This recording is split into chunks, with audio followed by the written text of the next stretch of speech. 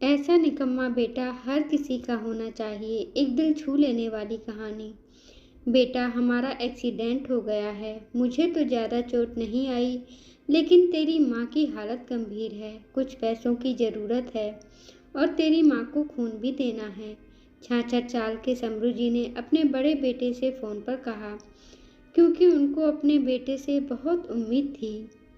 बेटे ने जवाब दिया, पापा मैं बहुत व्यस्त हूँ, आजकल मेरा आना नहीं हो सकेगा।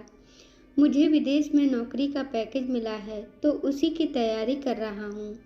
आपका भी तो यही सपना था ना, इसीलिए हाथ भी तंग चल रहा है। पैसे की व्यवस्था कर लीजिए, मैं बाद में दे दूँगा। उनके बड़े बेटे ने जवाब दिया। उन्होंने कहा, बेटा अब मैं इस समय कहाँ से पैसे का इंतज़ाम करूँ? बेटे कुछ कर दे। बेटे ने कहा, सॉरी पापा, अब मैं कुछ नहीं कर सकता। निराश हो समरू जी ने अपने दूसरे बेटे, जो कि इंजीनियर था, उसको फ़ोन किया तो उसने भी आने से मना कर दिया। उसे अपने ससुराल में शादी में जाना था। हाँ, इतना ज़रूर कहा कि पैसे की चिंता मत कीजिए, मैं भिजवा दूंगा। कहने को तो कह दिया, लेकिन वो अपने ससुराल में बिजी हो गया। यह अलग बात है कि उसने कभी पैसे नहीं भिजवाए। उन्होंने मायूसी से फ़ोन रख दिया। अब उस नालायक बेटे को फ़ोन करके क्या फ़ायदा? जब ये दो लायक बेटे कुछ नहीं कर सके तो वो नालायक क्या कर लेगा? उनको अपने दोनों बेटों से ये उम्मीद नहीं थी। उन्होंने सोचा और बोझिल कदमों से अस्पताल में पत्नी के पास पहुँचे और कुर्सी पर ढेर हो गए। पुरानी बातें याद करने लगे। समरू जी स्कूल में शिक्षक थे। उनके 3 बेटे ही थे। बड़ा बेटा डॉक्टर, मंझला इंजीनियर था। दोनों की शादी बड़े घराने में हुई थी और अपनी पत्नियों के साथ अलग-अलग शहरों में रहते थे। दोनों बेटों की शादी भी उन्होंने खूब धूमधाम से की थी। सबसे छोटा बेटा पढ़ाई में ध्यान नहीं लगा पाया था। 11वीं के बाद उसने पढ़ाई छोड़ दी और घर में ही रहने लगा। कहता था, मुझे नौकरी नहीं करनी, अपने माता पिता की सेवा करनी है। इसी बात पर समरू साहब उससे बहुत नाराज रहते थे। उन्होंने उसका नाम भी नालायक रख दिया था। दोनों बड़े भाई पिता के आज्ञाकारी थे, पर वह गलत बात पर उनसे भी बहस कर बैठता था। इसलिए समरू जी उसे पसंद नहीं करते थे।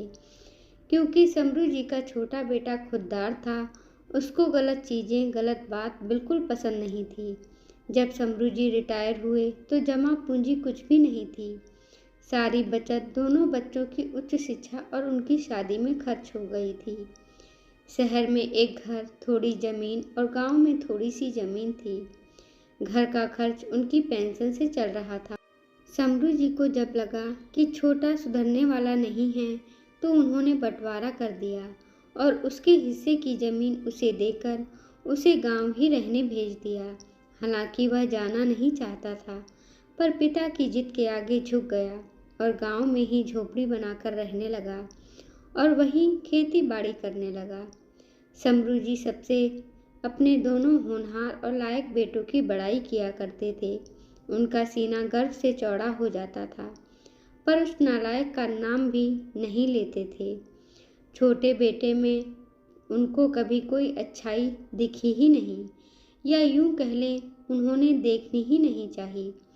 छोटे बेटे का अच्छा काम करना भी उनको बुरा लगता था। 2 दिन पहले दोनों पति पत्नी का एक्सीडेंट हो गया था। वह अपनी पत्नी के साथ सरकारी अस्पताल में थे और डॉक्टर ने उनकी पत्नी को ऑपरेशन करने को कहा था। पापा पापा सुनकर तंद्रा टूटी तो देखा सामने वही नालायक खड़ा है। उन्होंने गुस्से से मुंह फेर लिया, पर उसने पापा के पैर छुए और रोते हुए बोला, पापा आपने इस नालायक को क्यों नहीं बताया? पर मैंने भी आप लोगों पर जासूस छोड़ रखे हैं। खबर मिलते ही भागा आया हूँ। पापा के विरोध के बावजूद उसने उनको एक बड़े अस्पताल में भर्ती कराया, माँ का ऑपरेशन कराया और अपना खून दिया। दिन रात उनकी सेवा में लगा रहा कि एक दिन वह गायब हो गया। वह उसके बारे में फिर बुरा सोचने लगे थे। फिर कुछ दिन बाद में वह वापस आ गया। महीने भर में ही माँ एकदम भली चंगी हो गई। वह अस्पताल से छुट्टी लेकर उन लोगों को घर ले गया। समरू जी के पूछने पर बता दिया कि खैराती अस्पताल था, पैसे नहीं लगे हैं। घर में नौकरानी थी ही। वह उन लोगों को छोड़कर वापस गांव चला आया। धीरे धीरे सब कुछ सामान्य हो गया। एक दिन यूं ही उनके मन में आया कि उस नालायक की खबर ली जाए। दोनों जब गांव के खेत पर पहुंचे तो घर में ताला देखकर चौंके। उसके खेत में काम कर रहे एक आदमी से पूछा तो उसने कहा, यह खेत अब मेरे हैं क्या? पर यह खेत तो उन्हें बहुत आश्चर्य हुआ। हाँ, उसकी माँ की तबीयत बहुत खराब थी। उसके पास पैसे नहीं थे तो उसने अपने सारे खेत बेच दिए। अब वह रोजी रोटी की तलाश में दूसरे शहर चला गया। बस यह झोपड़ी उसके पास रह गई है। यह रही उसके घर की चाबी। उस आदमी ने कहा। वह झोपड़ी में दाखिल हुए तो बरबस उस नालायक की याद आ गई। टेबल पर पड़ा लिफाफा खोलकर देखा तो उसमें रखा अस्पताल का 9 लाख का बिल उनको मुंह चढ़ाने लगा। उन्होंने अपनी पत्नी से कहा, तुम्हारा बेटा नालायक तो था ही, झूठा भी निकला।